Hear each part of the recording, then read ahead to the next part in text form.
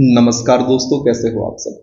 दोस्तों, यह हमारी तीसरी कक्षा है एमपीपीएससी प्रीलिम्स एग्जाम की यूनिट 7 की, जिसमें हमें शुरू करना है रसायन विज्ञान के मौलिक सिद्धांतों के बारे में अध्ययन। ठीक, इसके पहले की जो 2 वीडियोस हैं उसमें हमने जीव विज्ञान से संबंधित जो बेसिक सिद्धांत हैं उनकी चर्चा की थी।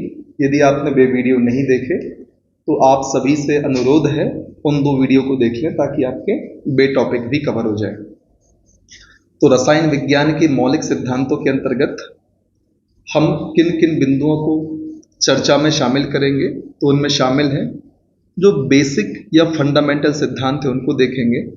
पदार्थ और पदार्थ के वर्गीकरण की चर्चा की जाएगी। धातु, अधातु, उपधातु, इनकी चर्चा होगी। अम्ल, क्षार, लवण को हम पढ़ेंगे। आपको सुन के लग रहा होगा कि 10वीं कक्षा के आसपास 9वीं 10वीं में जब आप थे तब आपने इन टॉपिक्स को जरूर पढ़ा होगा और आपको लग भी रहा होगा पढ़ी पढ़ी सी चीज़ें हम फिर से पढ़ने वाले हैं। ठीक, तो उन्हीं बातों को हमें रिवाइज करना है। रिवीजन के तौर पर आप इस वीडियो को देखें। नाभिकीय विखंडन, संलयन, इसकी चर्चा हम करेंगे। यदि अभी भी आप इनको जानते हैं क्या होते हैं तो कमेंट सेक्शन में बताएं। गैसों का आचरण और प्रमुख गैस, इनकी चर्चा की जानी है। कृत्रिम पदार्थ, भौतिक और रासायनिक परिवर्तन क्या होते हैं, इसके बाद हमेशा की तरह अध्याय के अंत में अभ्यास पुस्तिका या वस्तुनिष्ठ प्रश्नों को हम देखेंगे। ठीक, चलिए शुरुआत करते हैं परमाणु सिद्धांत से। जनक कौन है? जॉन डाल्टन है। कब दिया? 1808 में दिया। कुछ ज्यादा महत्वपूर्ण सन आपके लिए ये नहीं है, बस ध्यान में रखें। परमाणु सिद्धांत के जनक हैं, परमाणु और परमाणु सिद्धांत के जनक हैं जॉन डाल्टन। ठीक, डाल्टन के परमाणु सिद्धांत के अनुसार प्रत्येक पदार्थ छोटे छोटे कणों से मिलकर बना होता है, जिन्हें परमाणु कहते हैं। कोई भी पदार्थ, चाहे आप ईंट को ले लें, बॉल को ले लें, बॉटल को ले लें, किसी भी पदार्थ को आप ले लें, वो किन से मिलकर बना होता है? बहुत छोटे छोटे कणों से मिलकर बना होता है। सबसे छोटे कण को हम क्या कहते हैं? जिनसे मिलकर कोई पदार्थ बनता है उसे हम परमाणु कहते हैं। इतनी चीज भी आप जानते हैं। बस परमाणु सिद्धांत के जनक जॉन डाल्टन है, इसे आप ध्यान रखें। फिर परमाणु के रदरफोर्ड मॉडल की बात करें तो 1911 में रदरफोर्ड ने प्रतिरूप दिया था।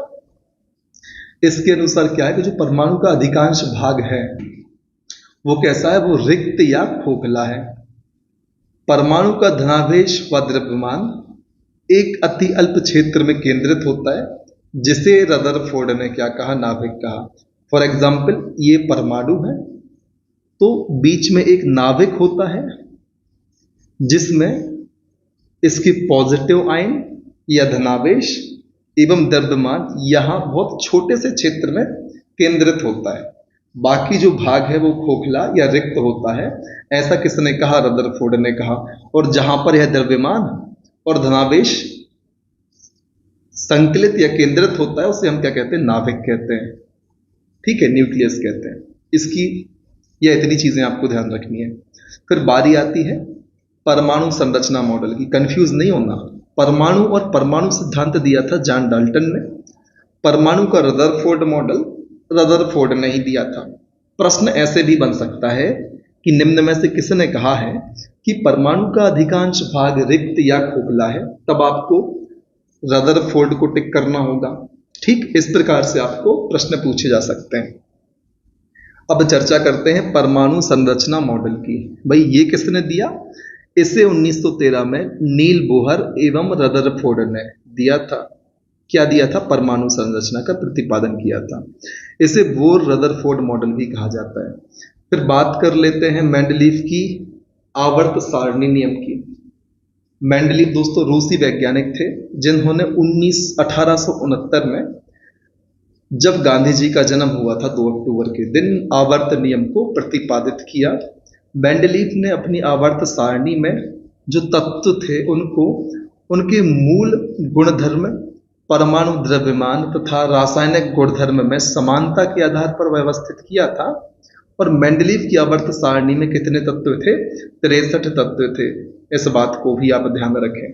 ठीक, याद रखना है मेंडलीफ ने तत्वों को जमाते समय परमाणु द्रव्यमान को आधार माना था क्योंकि जब आप आधुनिक आवर्त सारणी पढ़ेंगे तो वहां पर परमाणु द्रव्यमान के स्थान पर परमाणु संख्या मिलेगा आपको देखने, वहां आप कंफ्यूज ना हो, इसलिए मैंने आपको यही चीज बता दी। ध्यान रखना है, मेंडलीव के आवर्त नियम में कुल 63 तत्व थे। फिर बात करते हैं आधुनिक आवर्त सारणी की, जिसे किसने दिया? मोसले के द्वारा दिया गया। कब? 1913 में। आपको मोसले नाम याद रखना है, कंफ्यूजन में आपको आधुनिक आवर्त सारणी में मेंडलीव टिक नहीं करना। मोसले किस में है? आधुनिक आवर्त सारणी में है, आधुनिक आवर्त सारणी। ठीक, इस बात को आपको ध्यान रखना है, मोसले। और मेंडलीव की आवर्त सारणी अलग थी जिसमें 63 तत्व थे। अब आधुनिक आवर्त सारणी के नियम के अनुसार आवर्त सारणी रासायनिक तत्वों की तालिका हम सभी जानते हैं, जिसमें तत्वों के रासायनिक एवं भौतिक गुणधर्म, उनकी परमाणु संख्या या परमाणु क्रमांक के आवर्ती फलन होते हैं। मेंडलीव में क्या था? परमाणु द्रव्यमान था परमाणु क्रमांक के स्थान पर। इस बात को आप ध्यान रखें। यहां क्षैतिज पंक्तियों को हम आवर्त कहते हैं और खड़ी पंक्तियों को वर्ग कहते हैं। इस प्रकार से आपको आवर्त सारणी देखने को मिलेगी। ठीक, तो जो यहां पर क्षैतिज पंक्तियां हैं, इस प्रकार से जो लेटी हुई पंक्तियां हैं उन्हें हम कहते हैं आवर्त, और जो खड़ी पंक्तियां हैं उन्हें हम कहते हैं वर्ग। इतना आप ध्यान रखें। तो आधुनिक आवर्त सारणी में आवर्तों की संख्या 7 है और कुल 18 वर्ग होते हैं, इतना आपको ध्यान रखना है। ठीक है, किसने दी? मोसले ने दी। अब बारी आती है ऊर्जा संरक्षण के सिद्धांत की, जिसे जूलियस रॉबर्ट मेयर, किसने? जूलियस रॉबर्ट मेयर ने दिया था। ठीक, सबसे पहले ऊर्जा संरक्षण के लिए किसी ने सिद्धांत बनाया। किसने बनाया, किसने दिया? तो जूलियस रॉबर्ट मेयर ने दिया। इसलिए इन्हें ऊर्जा संरक्षण का जनक भी कहा जाता है। इनके नियम के अनुसार ऊर्जा ना तो उत्पन्न की जा सकती है और ना ही नष्ट की जा सकती है। ऊर्जा केवल एक रूप से दूसरे रूप में परिवर्तित की जा सकती है। इस बात को आप ध्यान रखें। क्या है ऊर्जा संरक्षण का नियम? ना तो आप ऊर्जा को उत्पन्न कर सकते हैं, ना ही नष्ट कर सकते हैं। इसे केवल एक रूप से दूसरे रूप में परिवर्तित किया जा सकता है। यह था ऊर्जा संरक्षण का नियम। अब बात करते हैं ऊर्जा रूपांतरित करने वाले कुछ उपकरणों की, कि भाई कैसे एक रूप से दूसरे रूप में परिवर्तित होती है, जरा हम जान लेते हैं। जैसे कि मोमबत्ती। मोमबत्ती को आप जलाते हैं तो आपको लगता है मोमबत्ती खत्म हो रही है तो ऊर्जा नष्ट हो रही है। ऐसा नहीं है। मोमबत्ती से रासायनिक ऊर्जा को हम प्रकाश एवं ऊष्मीय ऊर्जा में परिवर्तित करते हैं। जब मोमबत्ती आप जलाते हो तो उससे प्रकाश निकलता है, जो गर्माहट भी होती है, जल भी सकते हैं आप। तो रासायनिक ऊर्जा मतलब केमिकल फॉर्म में मोमबत्ती होती है, उससे प्रकाश और एनर्जी निकलती है, ऊष्मा निकलती है। तो रासायनिक ऊर्जा से प्रकाश एवं ऊष्मीय ऊर्जा में परिवर्तित करती है मोमबत्ती। डायनामो क्या करता है? यांत्रिक ऊर्जा को विद्युत ऊर्जा में परिवर्तित करता है। विद्युत मोटर क्या करती है? विद्युत ऊर्जा को यांत्रिक ऊर्जा में परिवर्तित करती है। ठीक, विद्युत मोटर को क्या होता है, आप विद्युत की सहायता से घुमाते हैं, मतलब इसको चलाने के लिए बिजली की आवश्यकता होती है, तो ये अपना काम परफॉर्म करती है। लेकिन डायनामो से क्या होता है दोस्तों, यदि डायनामो घूमता है तो उससे एनर्जी बनती है। उम्मीद है सारी चीजें क्लियर होंगी आपने। तो ये जब हम जल ऊर्जा का निर्माण करते हैं तो क्या होता है, पानी को बहुत तेज गति से रोटर पर गिराया जाता है, तो वो उससे क्या बनती है, विद्युत बनती है, इलेक्ट्रिसिटी बनती है। तो वहां पर भी यांत्रिक से विद्युत में परिवर्तन होता है। लाउड स्पीकर, इसमें क्या होता है, विद्युत ऊर्जा को ध्वनि ऊर्जा में परिवर्तित किया जाता है। आप मान लो कि लाउड स्पीकर लगा हुआ है, ठीक, इससे आवाज निकलती है, आप माइक से इसे कनेक्ट किए हैं तो आपने यहां पर आवाज दी और आपकी आवाज यहां पर विद्युत में कन्वर्ट हो गई। और यहां से क्या हुआ, जैसे ही इस स्पीकर के पास पहुंची तो विद्युत से ध्वनि में परिवर्तित हो गई। उम्मीद है आपको ये चीजें क्लियर हुई होंगी। तो लाउड स्पीकर क्या करता है, विद्युत ऊर्जा को ध्वनि ऊर्जा में परिवर्तित करता है। आप माइक का एग्जाम्पल ना लें, आप कैसेट का एग्जाम्पल ले लें, सीडी का एग्जाम्पल ले लें। वहां पर जब भी हम लाउड स्पीकर में लगाते हैं चीजों को तो हमें ध्वनि सुनाई देती है, जबकि हम देते तो वहां पर विद्युत या इलेक्ट्रिसिटी है। सोलर सेल सौर ऊर्जा को विद्युत ऊर्जा में, क्योंकि सनलाइट से ये एनर्जी या फिर इलेक्ट्रिसिटी बना देते हैं। माइक्रोफोन जिसे हम माइक कहते हैं, माइक में क्या होता है, जो माइक होता है उसमें हम माइक से बात करते हैं, बोलते हैं, तो हम देते तो ध्वनि ऊर्जा है, लेकिन स्पीकर के पास कौन सी आती, विद्युत ऊर्जा। तो माइक के संपर्क में आने पर जो ध्वनि ऊर्जा है वो विद्युत में परिवर्तित हो जाती है। ठीक, तो ध्वनि को विद्युत ऊर्जा में, ध्वनि ऊर्जा को विद्युत ऊर्जा में परिवर्तित करता है माइक्रोफोन या माइक। यहाँ पर हम स्पीकर लगा देंगे, लाउड स्पीकर, तो और इस माइक को हम लाउड स्पीकर से कनेक्ट कर देंगे तो लाउड स्पीकर फिर तेज आवाज देगा। तो इसमें क्या हो रहा है कि जो व्यक्ति है एक, उसने बोला, माइक में गया तो व्यक्ति ने ध्वनि निकाली, ध्वनि माइक में जाके विद्युत में परिवर्तित हो गई और ये माइक केबल के माध्यम से स्पीकर से जुड़ा हुआ है, जिससे यहां से और तेज आवाज निकलनी है। तो माइक्रोफोन क्या कर रहा है, ध्वनि को विद्युत ऊर्जा में परिवर्तित कर रहा है, और लाउड स्पीकर क्या कर रहा है, विद्युत ऊर्जा को फिर से ध्वनि ऊर्जा में परिवर्तित कर रहा है लाउड स्पीकर। इतनी चीजें आपको क्लियर होगी, उम्मीद है जितनी बातें मैंने बोली आपको समझ आ रही होंगी। ठीक है, फिर ट्यूबलाइट दोस्तों विद्युत ऊर्जा को प्रकाश ऊर्जा में, विद्युत बल्ब विद्युत ऊर्जा को प्रकाश एवं ऊष्मीय ऊर्जा में। आप देखते होंगे जो बल्ब आते थे पीले कलर के पुराने जमाने में, उसमें हम इलेक्ट्रिसिटी को फ्लो करते थे, उससे लाइट भी निकलती थी और गर्माते भी बहुत थे। तो यहाँ पर आप इस प्रकार से चीजों को कनेक्ट करते हुए देखें ताकि चीजें आपको स्पष्ट रूप से समझ आए, कुछ कॉन्सेप्ट्स भी आपके क्लियर हो। फिर विद्युत सेल रासायनिक ऊर्जा को विद्युत ऊर्जा में बदलती है। सितार की बात करेंगे तो यांत्रिक ऊर्जा को ध्वनि ऊर्जा में। जितने भी इंस्ट्रूमेंट होते हैं, गिटार हो गया, सितार हो गया, वे क्या करते हैं, वो यंत्र होते हैं और हम उनको हाथ से प्ले करते हैं, उनसे ध्वनि निकलती है। तो यांत्रिक ऊर्जा को ध्वनि ऊर्जा में बदलते हैं सितार, गिटार आदि इंस्ट्रूमेंट। ठीक, उम्मीद है सारी चीजें क्लियर हो रही होंगी। फिर बात करते हैं रासायन विज्ञान से संबंधित प्रमुख खोजों की। तो सबसे पहले आवर्त सारणी की खोज मेंडलीफ ने की थी, आधुनिक आवर्त सारणी मोसले, यहां कंफ्यूजन नहीं रखना है। ऑक्सीजन की खोज की थी प्रीस्टले ने, न्यूट्रॉन की चैडविक ने, प्रोटॉन की गोल्डस्टीन ने। बोर सिद्धांत दिया था नील बोर ने, परमाणु सिद्धांत जॉन डाल्टन, क्वांटम सिद्धांत प्लांक ने दिया था, प्लांक क्वांटम इनका पूरा नाम है। नाभिक की खोज रदरफोर्ड ने करी थी, इसको आप ध्यान रखें, कंफ्यूज नहीं होना है। Electron Thompson. नाइट्रोजन की खोज की थी रदरफोर्ड ने, इसको आप ध्यान रखें। नाइट्रोजन और नाभिक दोनों की खोज किसने की थी, रदरफोर्ड ने की थी। क्लोरीन की खोज की थी शीले ने, हाइड्रोजन की कैवेंडिश ने, बारूद की थी खोज रोजर बेकन ने, फास्फोरस बान हेरिंग ने की थी, परमाणु क्रमांक मोसले ने, विद्युत अपघटन का नियम किसने दिया था, फैराडे ने। हम पढ़ते भी थे फैराडे के विद्युत अपघटन के नियम, स्कूल समय में हमसे क्वेश्चन के माध्यम से इनको लिखने को दिया जाता था एग्जाम में। उम्मीद है सारी चीजें क्लियर होंगी। एक बार इस टेबल को फिर से रिवाइज कर लेते हैं। आवर्त सारणी मेंडलीफ, आधुनिक सारणी या आधुनिक आवर्त सारणी मोसले। ऑक्सीजन की खोज Priestley, neutron Chadwick, proton Goldstein, Bohr सिद्धांत नील्स बोर ने दिया, परमाणु सिद्धांत जॉन डाल्टन ने दिया, क्वांटम सिद्धांत प्लांक क्वांटम ने दिया, नाभिक की खोज रदरफोर्ड ने की थी और नाइट्रोजन की खोज भी रदरफोर्ड ने की थी, ध्यान रखें।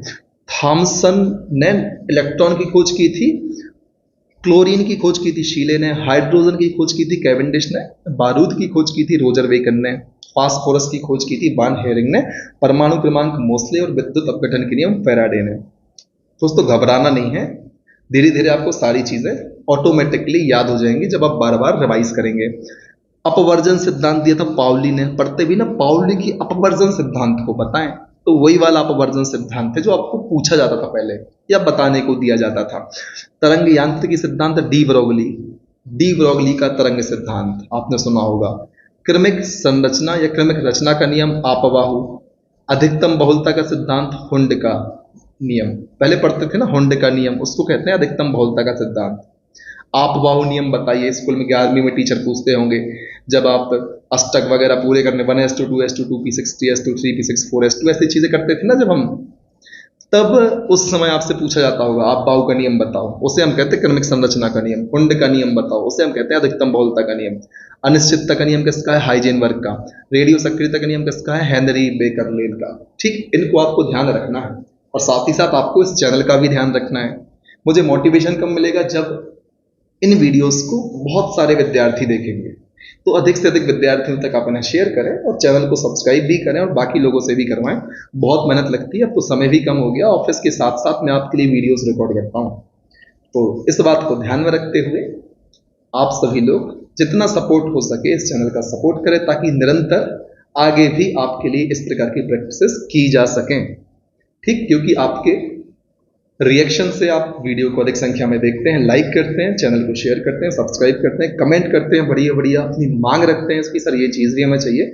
इसी से हमें मोटिवेशन मिलता है, इसी से हमें मनोबल मिलता है और फिर हम वीडियो को बनाने में सक्षम हो पाते हैं। यदि यही चीज़ें आप बंद कर देंगे तो आने वाले समय में वीडियो बनाने में इतनी हिम्मत कहाँ से जुटाएगा इंसान, क्योंकि मुझे पढ़ाई भी करनी होती है जो अभी नहीं चल रही थी लेकिन अब चालू करनी है, पढ़ाई भी करनी होती है, ऑफिस भी जाना होता है, साथ ही साथ वीडियोस बनाने होते हैं। और वीडियो बनाने में दोस्तों थंबनेल, एडिटिंग, रिकॉर्डिंग, सेव करना, अपलोड करना, मिस्टेक हुई तो फिर री रिकॉर्ड करना, इतनी सारी चीज़ें शामिल होती हैं। अब एक इंसान को इतनी सारी चीज़ें करने में, और प्लस हाँ ये PDF बनाने में भी बहुत सारा समय जाता है, फिर शेयर करने में, क्योंकि ये फ़ोन से वीडियो नहीं बनाता मैं, वीडियो दूसरे डिवाइसेस से बनाई जाती है, ठीक, और PDF फ़ोन में बनाया जाता है। तो इतनी सारी चीज़ों को एक साथ समायोजित करते हुए आप तक वीडियो पहुंचाते हैं, तो आपका फर्ज बनता है कि चैनल का सपोर्ट करें, चैनल को सब्सक्राइब करें, अधिक से अधिक लोगों तक इसकी जानकारी पहुंचाएं ताकि हमें भी मनोबल मिले। चलिए अब हम चर्चा करते हैं रसायन विज्ञान से संबंधित सामान्य जानकारी की, जिसमें परमाणु में नाभिक, इलेक्ट्रॉन, प्रोटॉन, न्यूट्रॉन पाए जाते हैं। बेसिक सी लाइन लिखी है, क्या लिखा हुआ परमाणु में, क्या नाभिक, बेसिकली हमने पहले ही देख लिया, सेंट्रल में जहां पर द्रव्यमान और प्रोटॉन उपस्थित होते हैं उसे हम नाभिक कहते हैं। इलेक्ट्रॉन, प्रोटॉन और न्यूट्रॉन पाए जाते हैं, ठीक है। नाभिक की बात कर लेते हैं दोस्तों। नाभिक के चारों ओर इलेक्ट्रॉन चक्कर लगाते हैं। इस प्रकार से नाभिक होता है, उसके चारों ओर अपनी अपनी कक्षाओं में इलेक्ट्रॉन क्या करते हैं, चक्कर लगाते रहते हैं, ठीक। फिर इलेक्ट्रॉन की बात करें, इलेक्ट्रॉन पर ऋणावेश होता है, दुनिया दुनिया बच्चा बच्चा जानता है, ये 10वीं तक तो सब लोग ने साइंस पढ़ी हो, ये तो 6वीं 7वीं में पढ़ा देते हैं, ठीक। तो इलेक्ट्रॉन पे कौन सा आवेश रहता है, ऋणात्मक आवेश या नेगेटिव चार्ज रहता है।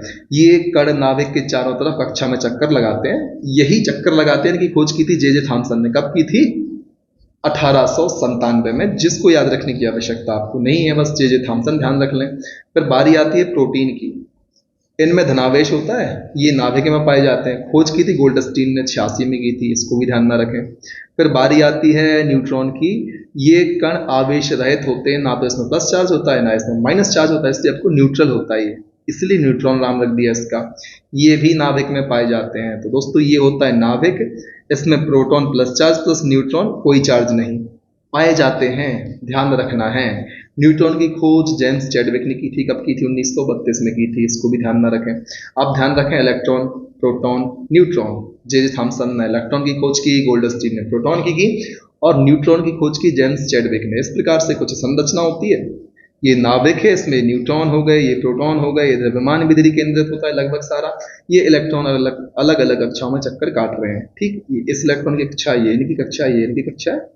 हम स्कूल टाइम पे इस तरीके से बना लेते थे कक्षाएं, यहाँ पर 3D वर्जन में दिखाने का प्रयास किया गया है, लेकिन पेपर 2D है तो उस प्रकार से स्पष्ट चीजें समझ नहीं आ रही, ठीक। अब अगला पॉइंट क्या है, परमाणु संख्या के बारे में हम जाने।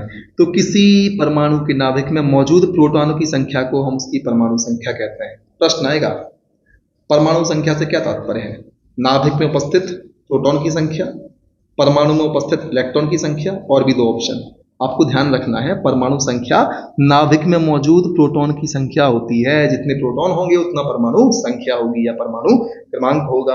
अब आपको परमाणु संख्या या परमाणु क्रमांक में भी कंफ्यूज नहीं होना, दोनों एक ही चीजें होती हैं, ठीक है। यदि आपको मजा आ रहा वीडियो को तो कमेंट सेक्शन में जरूर बताएं, नहीं तो मुझे पता नहीं लगेगा, फिर डिमोटिवेशन सा होता है कि आपको मजा नहीं आ रहा, हमें कैसे पता लगेगा, है ना। फिर द्रव्यमान संख्या क्या होती है, प्रोटॉन और न्यूट्रॉन का योग परमाणु की द्रव्यमान संख्या कहलाती है। अब फिर से कंफ्यूज नहीं होना, परमाणु संख्या क्या है, नाभिक में उपस्थित प्रोटॉन की संख्या को हम कहते हैं परमाणु संख्या। द्रव्यमान संख्या या परमाणु द्रव्यमान क्या है, नाभिक में उपस्थित न्यूट्रॉन प्लस प्रोटॉन की संख्या, इसे हम कहते हैं परमाणु द्रव्यमान या द्रव्यमान संख्या, ठीक है। अब बात करते हैं परमाणु भार।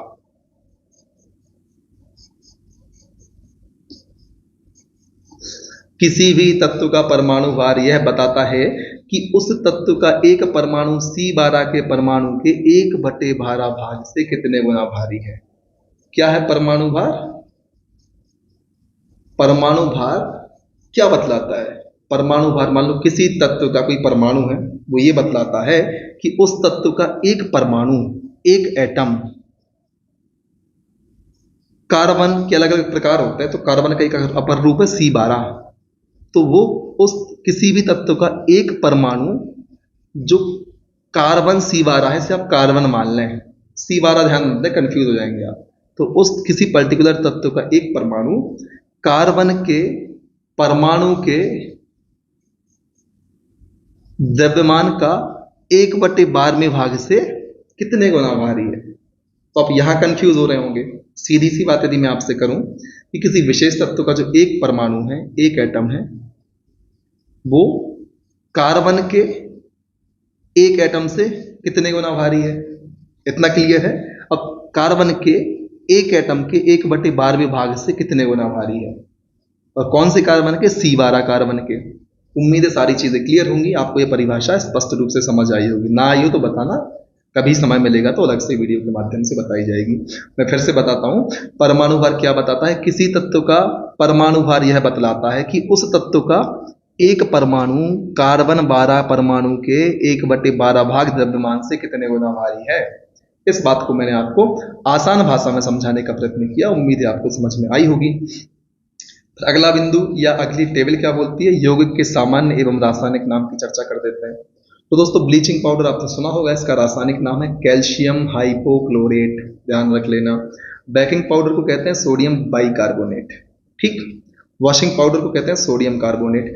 अब विद्यार्थी अक्सर कंफ्यूज होते हैं बेकिंग पाउडर में और वॉशिंग पाउडर में। तो दोस्तों बेकिंग पाउडर का उपयोग किचन में होता है, किचन में खाना कौन बनाता है, बाई बनाती है। तो इस प्रकार से याद रखें, बेकिंग पाउडर में बाई आना आवश्यक है, ठीक। तो सोडियम बाइकार्बोनेट, सोडियम और कार्बोनेट सबको याद रहता है, बस ये बाई में कंफ्यूज होते हैं कि बेकिंग में बाई लगा दें कि वॉशिंग में बाई लगा दें। तो दोस्तों ध्यान रखें, बाई केक बनाती है बेकिंग पाउडर से, ठीक। बेकिंग पाउडर केक में लगता है, इतना ध्यान रख लें। तो baking powder sodium bicarbonate, washing powder sodium carbonate.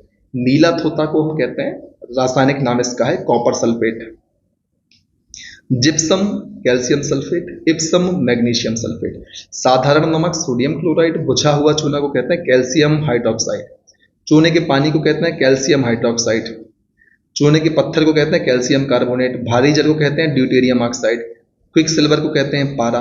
Plaster of Paris को कहते हैं कैल्शियम सल्फेट हेमीहाइड्रेट, याद रखें कैल्शियम सल्फेट हेमीहाइड्रेट कहते हैं प्लास्टर ऑफ पेरिस को।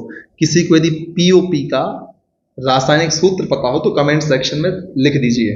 सॉल्ट पीटर को या नाइटर को हम कहते हैं पोटेशियम नाइट्रेट। नाइटर का रासायनिक नाम क्या है, तो पोटेशियम नाइट्रेट। सॉल्ट पीटर का रासायनिक नाम क्या है, तो potassium nitrate. Spirit of salt का रासायनिक नाम है HCl हाइड्रोक्लोरिक अम्ल, ठीक। फिलोसोफर बुल का नाम है जिंक ऑक्साइड। एलम फिटकरी को कहते हैं रासायनिक रूप में potassium aluminate sulphate K2SO4 L2SO4 24, ये सारी चीजें ध्यान रखना है। क्या है फिटकरी या एलम का रासायनिक सूत्र, ऐसा कुछ है K2SO4 L2SO4 का होल साइज इंटू 24H2O, ठीक। आपको लेकिन बताना किस चीज का है, कॉपर प्लास्टर ऑफ पेरिस का बताना है। शुष्क बर्फ, इसका रासायनिक नाम है ठोस कार्बन डाइऑक्साइड। इसके बाद हमें चर्चा करनी है प्रमुख धातुएं एवं उनके अयस्कों के बारे में। तो चलिए शुरुआत करते हैं प्रमुख धातु और उनके अयस्कों को जानने से। दोस्तों सोडियम धातु के अयस्क का नाम है Chile saltpetre, trona, borax और साधारण नमक। इसी प्रकार से एल्यूमिनियम के अयस्क हैं बॉक्साइट, कोरंडम, फेल्सपार और क्रायोलाइट। अयस्क क्या होते हैं, यदि इसके बारे में आपको जानकारी है तो कमेंट सेक्शन में लिखें जरूर। पोटेशियम के अयस्क हैं नाइटर और कार्नेलाइट। याद करने में समस्या हो सकती है, लेकिन बार बार आप पढ़ेंगे तो मैं आपसे बार बार कहता हूं, आपको आसानी से सारी चीजें याद हो जाएंगी। मैग्नीशियम के अयस्क हैं डोलोमाइट और इप्सम कार्नेलाइट। कैल्शियम के अयस्क हैं डोलोमाइट और कैल्साइट। सिल्वर के अयस्क हैं रूबी सिल्वर और हार्न सिल्वर, आसानी से याद हो जाएंगे। सोने का अयस्क है काल्वेराइट और सिल्वेनाइट। याद रखें सोना में सिल्वर आ रहा है तो कंफ्यूज नहीं होना, चांदी में नहीं लगाना है। सिल्वेनाइट है सोने का अयस्क और काल्वेराइट है सोने का अयस्क। निकेल का अयस्क है मिलेराइट। क्रोमियम का अयस्क है क्रोमाइट। यूरेनियम का पिचब्लेंड काफी फेमस है, आपको पता भी होगा और इसको इंपॉर्टेंट भी कर सकते हैं आप। टाइटेनियम का अयस्क है एल्यूमिनाइट। थोरियम का अयस्क है मोनोजाइट, लैंथेनम और सीरियम। इतना आपको ध्यान रख लेना है। फिर बारी आती है चर्चा करने की प्रमुख मिश्र धातुओं की। जैसे पीतल मिलके बनता है तांबा एवं जिंक से और बर्तन बनाने में इसका उपयोग होता है, इसी प्रकार से कांसा मिलके बनता है तांबा और टिन से, ठीक। इसका उपयोग सिक्के, घड़ी एवं बर्तन बनाने में होता है। जर्मन सिल्वर बनता है तांबा, जिंक एवं निकेल को मिलाकर, इससे बर्तन बनाए जाते हैं। ध्यान रखें, जर्मन सिल्वर बनता है तांबा, जिंक और निकेल को मिलाकर, इससे बर्तन बनते हैं। जर्मन सिल्वर तांबा प्लस जिंक प्लस निकेल, और तांबा और जिंक बस को मिलाएं तो पीतल बनता है। इसमें अपन निकेल और मिला देंगे तो जर्मन सिल्वर बन जाएगा। गोल्ड रॉड बनती है तांबा और एल्यूमिनियम को मिलाकर, सस्ते आभूषण बनते हैं इससे। गन मेटल बनता है तांबा, जिंक एवं टिन से, इससे गियर बेरिंग बनाने में इसका उपयोग होता है। बेरिंग आप समझते हो टायर्स में लगे होते हैं, और जो इंजन वगैरह होते हैं उन सब में ये सब चीजें लगती है। डेल्टा मेटल बनता है तांबा, जिंक और आयरन से। तांबा, जिंक और टिन से बनता है गन मेटल। तांबा, जिंक और आयरन से बनता है डेल्टा मेटल। तांबा, जिंक और निकेल से बनता है जर्मन सिल्वर। सिर्फ तांबा और जिंक से बनता है पीतल। इनमें तांबा जिंक कॉमन है, तो आप इनको कर सकते हैं, अलग से लिख सकते हैं चारों को एक साथ, ताकि आपको कंफ्यूजन ना हो और आप आसानी से एलिमिनेट भी कर पाए ऑप्शन को। और दोस्तों, मुंज मेटल और डच मेटल भी तांबा प्लस जिंक से बनता है, तो मेरा आपको सजेशन रहेगा तांबा प्लस जिंक जिनमें कॉमन है उनको आप अलग से लिखें। तांका या सोल्डर ये बनता है टिन और लेड से। आपने जो रिपेयरिंग वाली शॉप्स होती है वहां पर आपने एक तार देखा होगा, एल्यूमिनियम टाइप का आपको दिखेगा इस प्रकार से, वो उसको हम कहते हैं टांका या सोल्डर। ये टिन और लेड से मिलकर बनता है। इलेक्ट्रिक उपकरण में टांका लगाने के लिए, कोई वायर उखड़ जाता है या कोई आपको और काम करना होता है तो उसमें फिर टांका का उपयोग किया जाता है। तो रोज मेटल का उपयोग है, bismuth plus lead plus tin को मिला के बनता है रोज मेटल। किससे बनता है? Bismuth plus lead plus tin से मिलकर बनता है। मोबाइल उद्योग में इसका उपयोग होता है। स्टेनलेस स्टील ये बनती है क्रोमियम प्लस निकल से, बर्तन बनाने में इसका उपयोग होता है। उम्मीद है इतनी चीजें क्लियर होंगी। अगले वीडियो में हम बात करेंगे पदार्थ एवं उसके वर्गीकरण के बारे में। वीडियो की लंबाई ज्यादा हो रही है, ठीक। अब आगे की चर्चा होगी अगले वीडियो में। तब तक के लिए बने रहें हमारे साथ, निरंतर सपोर्ट करें, चैनल सब्सक्राइब करें, वीडियो लाइक शेयर करें, कमेंट भी करें, और डिस्क्रिप्शन बॉक्स में जाकर टेलीग्राम चैनल की लिंक के माध्यम से टेलीग्राम चैनल से भी जुड़ जाएं। ठीक है, मिलते हैं अगले वीडियो में। तब तक के लिए लगातार मेहनत करें, आगे बढ़ते रहें, तब तक ना रुकें जब तक आपको आपका लक्ष्य प्राप्त नहीं होता। जय हिंद, वंदे मातरम।